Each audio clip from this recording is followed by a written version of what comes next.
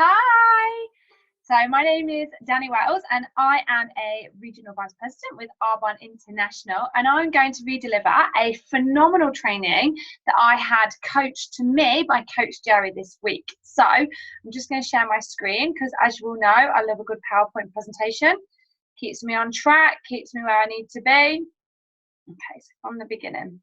So this is called the 4 Leadership Principles by myself, Danni Wells, and then it's training that's been taken from and inspired by Coach Jerry, who we all know and love. Now, this is a training that is about Jesus. Now, we all know that some of us are really religious, some of us aren't, and it's not about faith. This isn't about being Christian or religious. It's nothing to do with that, but it is a story that is taken from the Bible, okay?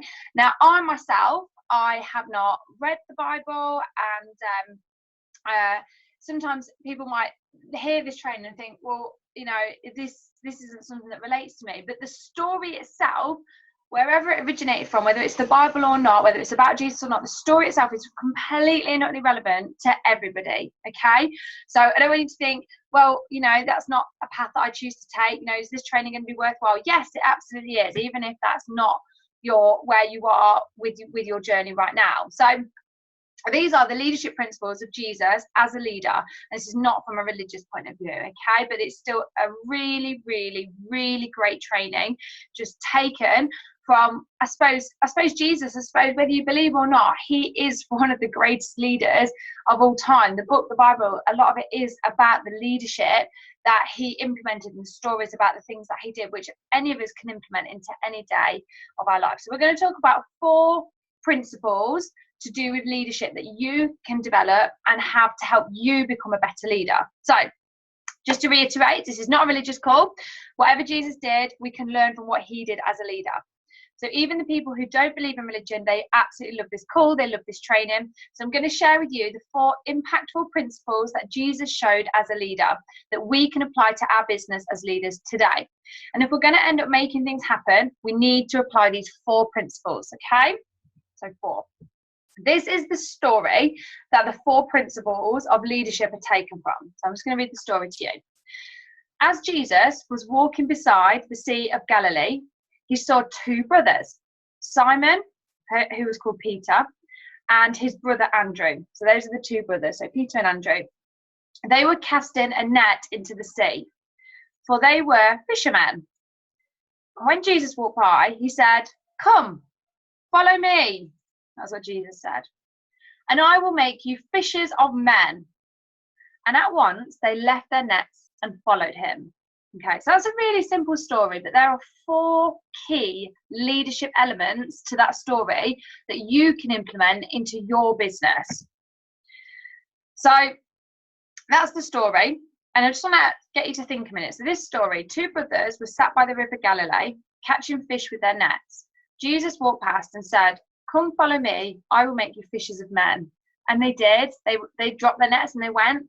So how can one man walk past who didn't know these 2 brothers, say such little, and have the men get up and say, "Okay, we'll follow him"?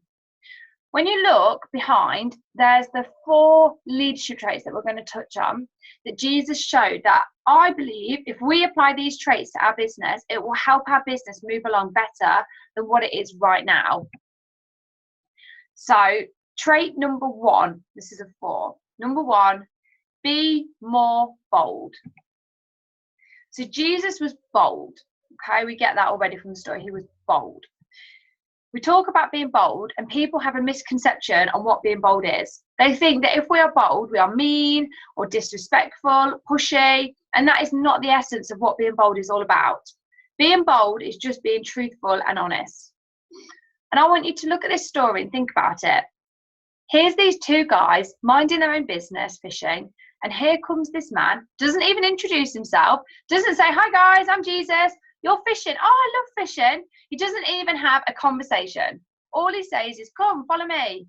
And these men who know nothing about this man, they know nothing about what he's about, immediately drop their net and follow him.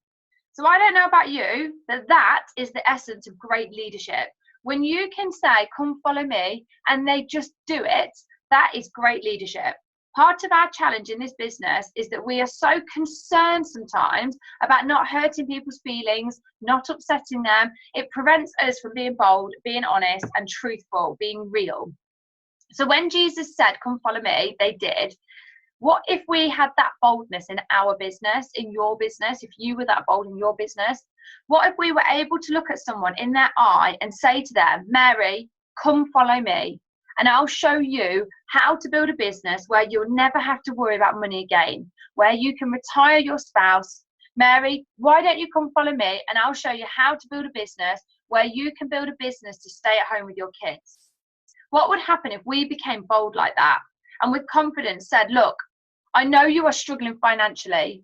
I know that things are tough for you, but let me ask you a question. If you keep doing what you are doing and nothing changes, how long will you be in this situation? A long time? Well, is that what you want? No. Okay, well, why don't you come follow me and I can show you how you build a business that will allow you to do this." So can you imagine being that bold, that confident? And I think that kind of boldness is one of the greatest leadership traits that Jesus exuded. And we need to be more bold.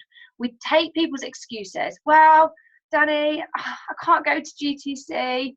Well, listen, if you follow me, I can show you how to make the money so that you can be at this conference, because it will change your life. Now imagine being that kind of bold, that kind of confidence. People are actually looking to follow people who can take them to the place that they can't take themselves. People are looking to follow people who can take them to the place that they can't take themselves to. So that is leadership trait number one: be more bold. And that is how Simon and Peter felt. What we are doing isn't working, so let's go try this guy out. People want to be led to go to places that they can't take themselves. So we need to be more bold. Come follow me and together we'll build a business. Whatever their why is, whatever their desires are, that moves the right kind of person when you are that bold. And people just want to know someone can take them to places that they can't take themselves. So that's leadership trait number one: be more bold. So write that down: be more bold. Right, leadership trait number two: understand that no matter what happens in business, we have to get up and keep going. So leadership trait number two: understand no matter what happens in your business, you have to get up and keep going. So number two, keep going no matter what is going against you. So Jesus got laughed at, he got stones thrown at him, he got chastised, he was told no, no, no, all over the place. And yet he kept on going. He understood his purpose. So he understood that he was here to accomplish a purpose. He had haters, people who didn't believe in him, people saying he's a liar, he's this, he's that, but it didn't stop him from fulfilling his purpose. And in our business, we have similar. I mean, luckily, we don't get stones thrown at us, but the words can feel just as heavy as if we did have stones thrown at us. And we think that people will help us and support us, and they don't. It's a shock and it weighs people down. They end up just leaving the business. So you have to have a purpose that is greater than the process. The process isn't always going to work right or in the time frame that we want it to be. But if someone only sees the process and the process isn't working well enough, it isn't to keep them in the business long term. But if someone is driven by purpose, it keeps them going. If it impacts other people's lives, the purpose is so strong that people keep going despite what obstacles come in their way. So Jesus had a purpose. He knew exactly what the outcome was that he wanted to do because his eyes were focused on his purpose. He didn't allow the things on the way to stop him. And guess what? If we started thinking in the same manner, people will cancel, people will quit, people will say no, but we have to keep going and look beyond all of those things. The products that we have changed lives. The business model that we have makes a difference in people's lives. The purpose of what we are doing this for is huge. Now, when people buy into the purpose, then the process is just something to go through to fulfill the purpose. We need to have that purpose that drives people. Now, Art Williams told Jerry, we aren't selling life insurance, we are making a difference. And it's that purpose that keeps us going when the process isn't working. We need to remind people that these things are going to happen along the way. We can't allow those things to stop us. New levels, new devils. Every time you grow bigger in your business and you're leading the way to turning over a greater amount of QB for your business, and you're going through the promotion levels, you're going to have new challenges, new roadblocks, new stumbling paths along the way. The higher up you go, the more you're going to get attacked. But focus on the purpose and the process rather than the process. And then it won't be a struggle as much if the process is all you focus on. So that was leadership trait number 2. Okay, so you need to get up every time that you fall down. So leadership trait number 3 out of 4. Let your conviction and your passion show them everything they need to know. So leadership trait number 3. Let your conviction and your passion show them everything that they need to know. So number 3, let your conviction and your passion show them everything that they need to know. Jesus didn't tell the brothers, the fishermen, anything, but his conviction told them everything. He said, come follow me. And Simon and Andrew didn't say, wait, hold on a minute. Who are you? What's your name? Follow you to do what? What is it? You know, they didn't ask all of these questions. They just followed. Why? Well, because even though he told them nothing, the conviction in his voice told them all they needed to know. And this is a powerful leadership principle for people. We need to tell them enough to get them moving and fill them in along the way. Too many times we tell people everything and they become overwhelmed and confused. They get confused and then they're gone. Now imagine if Jesus sat with the fishermen and told them everything that was going to happen over the next 3.5 years. We're going to get stones thrown at us. We're going to be ridiculed, told that we're wrong, beat, etc. Those fishermen would have said, you know what? No, thank you. So what did he do? He told them enough to get them moving and filled them in along the journey, taking an apple, eating it in bite-sized pieces rather than putting the whole thing in their mouth. He get them onto the next piece after the first is finished. And when finished, they've consumed the entire apple, but they did it in a way that didn't consume their mindset. So I love how Jesus said nothing. Come, follow me, and I'll make you fishers of men. That sound in the voice. What if this guy is going to do something great? What if this will change our lives? And I can really emphasize this because when I chat to people now through the cold market out in like restaurants and just out and about, and I'll say to them, you know, there's some sort of like rapport there from something, and I'll say, do you know, this is random, but I think you would be really, really interested to know more about what I do work-wise, because you are the type of person that does really well doing what I do. I run my own online global business, and obviously I don't know if it is going to be a fit for you right now or not, but that's your decision to make and not mine. But I think, you know, the people that are really successful doing what I do are just like you actually, and that conviction, they feel it. Whereas 2 years ago I'd be like, excuse me, I've got an opportunity, you know, that conviction wasn't there then. Whereas now it's like, bloody hell, they'd be amazing at this business, they need to know about it so they can decide for themselves if it's fit for them or not. People feel that conviction when you talk to them. So people would tell me they had no desire to sell products or join a network marketing business, but they said to me so many times, as I was listening to your passion and conviction, what if this guy does what he's talking about and I miss out on this? Isn't it better to get involved and find out that it doesn't work for me? So people say that about myself. Once they've joined the business, they say, Danni, do you know what? I did not care about selling products or joining a network marketing business. But as I was listening to you talk, your passion and your conviction, all I could think about was, I don't really know what she's talking about, but my gosh, if I miss out on this, she's going anyway and taking people with her right to the top. And I would rather get involved and find out it doesn't work for me than say no now and regret it. You know, people say that to me all the time, and that is for my conviction and my passion. So my passion gave them the desire to get involved. Anyone who knows me knows it's not the words, it's the conviction behind the words. The passion, people join you and then they represent Arbonne. They don't join corporates, they join you. Your passion, your dreams, the way you talk, they follow you.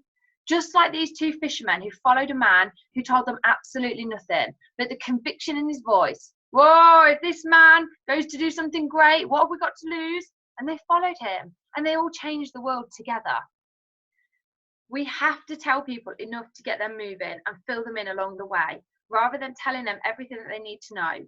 Jesus was a master at doing that. And that leadership principle we've shown we can. Now let your conviction and your passion shine. Right, leadership trait. So leadership trait number 3 was let your conviction. I think that's right. Come through. Right, leadership trait number 4. This is the final leadership trait. Jesus never tried to convince anyone. And not just Jesus. I do not convince anyone. And you, growing your business, you do not try to convince anyone, okay? There are 7 billion people on this planet. Not all of them will benefit from our skincare, our nutrition, our hair care, and our business model. Accept it. Do not try to convince anyone. And Jesus never tried to convince anyone. So number 4, Jesus never tried to convince anyone. Jesus never was a convincer. He never took off his sandals when someone said no. He knew his purpose. He was looking for the right people and off he went. And if you think about it, I look at it this way. Jesus was the original network marketer. He recruited 12 disciples, so 12 men, and they went out and changed the world. He understood the process long before we came along. Too many times I talk to people and it's almost like we're trying to convince people. And let me tell you, this business and these products need zero convincing. So the story of a man laying by the pool, this is just a little story. There was a man laying by the pool for years and years. And all of these people who went into the pool would be healed. So they'd come to the pool, they'd have a problem, they'd get into the water and they'd be healed. Jesus walked by, and this man that had been laying there for years and years gave excuses of why he wasn't getting into the pool. Oh, Jesus, it's a long walk. No one to help me in. And, Jesus could have come by hard with him and said, oh, it's a bad situation. But instead, Jesus put on his leadership hat and asked one simple question. Listen, do you want to get well? And after the guy complaining, etc., Jesus said, do you want to get well? That was it. That's always, do you want to get well? And the guy that had been laying by the pool complaining said, yes. And then Jesus said, well, pick up your mat and start walking. And then he was healed in the pool. Now think about that. Jesus did not try to convince anybody. He just said, do you want to get well? And we need to take that boldness to people. If somebody's saying to you, oh, well, I don't know anybody that would want these products, and I don't know if I'd use them. I don't wear makeup. I don't wash my face. I don't take any supplements and nutrition, and I don't have any time. We're not in the convincing business. Do you want to do something else with your life or not? It's as simple as that. It is as simple as that. Do you want to improve your skin? Yes or no? No problem. If you know anybody else that does, please refer them my way. Do you want to feel fit and healthy and happy every day? No? Absolutely not a problem. If you know anybody else that does, send them my way. Do you want to have more free time? No, not a problem. If you know anybody that does, send them my way. Do you want to have more money?